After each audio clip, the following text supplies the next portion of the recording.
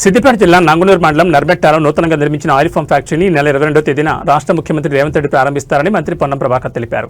హుస్నాబాద్ వ్యవసాయ మార్కెట్ యార్డులో వ్యవసాయ యాంత్రీకరణ పథకంలో భాగంగా అక్కన్నపేట, హుస్నాబాద్, కోహెడ మండలాలకు చెందిన 38 మంది రైతులకు 53,80,000 రూపాయల విలువైన 36 రోటోవేటర్లు, 2 స్క్రాబెల్స్ వ్యవసాయ పరికరాలను 50% సబ్సిడీతో మంత్రి పంపిణీ చేశారు. ఈ సందర్భంగా మంత్రి మాట్లాడుతూ రైతులకు శ్రమను తగ్గించి అధిక దిగుబడులను సాధించేందుకు వ్యవసాయ యాంత్రీకరణ పథకం ద్వారా అందిస్తున్న వ్యవసాయ పనిముట్లను తీసుకోవాలని రైతులకు సూచించారు.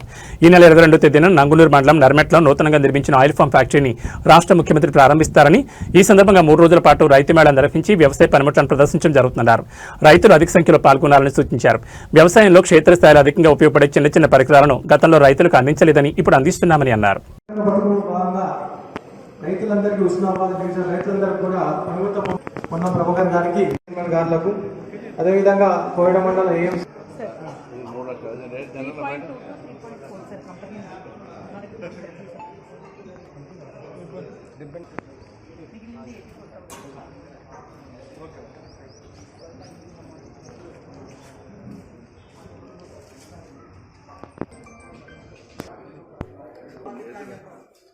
రండి vice chairman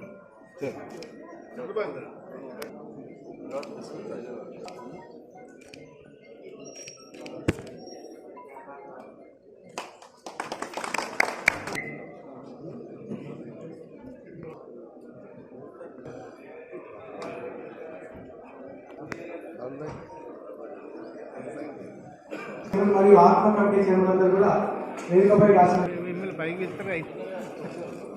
Koyada chairman, vice chairman గారు, ఆత్మ కమిటీ చైర్మన్ వేదికపై రావాల్సిన కోరు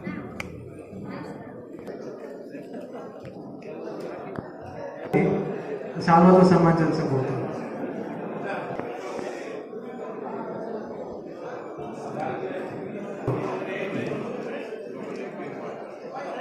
మరి నడిపించాల్సిన కోరుతుంది. మినిస్టర్ గారికి నమస్కారం థ్యాంక్స్ చెప్తున్నాము. అట్లాగే అప్లికేషన్ పెట్టిపించే కార్యక్రమం చేపట్టాల్సి వాళ్ళని ప్రోత్సహించాల్సిందిగా కోరుతున్నాను. అదేవిధంగా ఈ నెల 22వ తారీఖు నాడు గౌరవ ముఖ్యమంత్రి గారు నంగునూరు దగ్గర ఉన్న ఆయిల్ ఫ్యాక్టరీ ఇనాగ్రేషన్కి వస్తారు. అప్పుడు కూడా ఒక అగ్రికల్చర్ ఎగ్జిబిషన్ ఉంటుంది.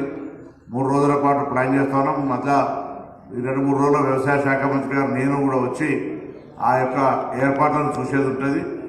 అప్పుడు కూడా మన దగ్గర నుంచి అందరూ కూడా రైతులు రావాల్సి ఉంటుంది.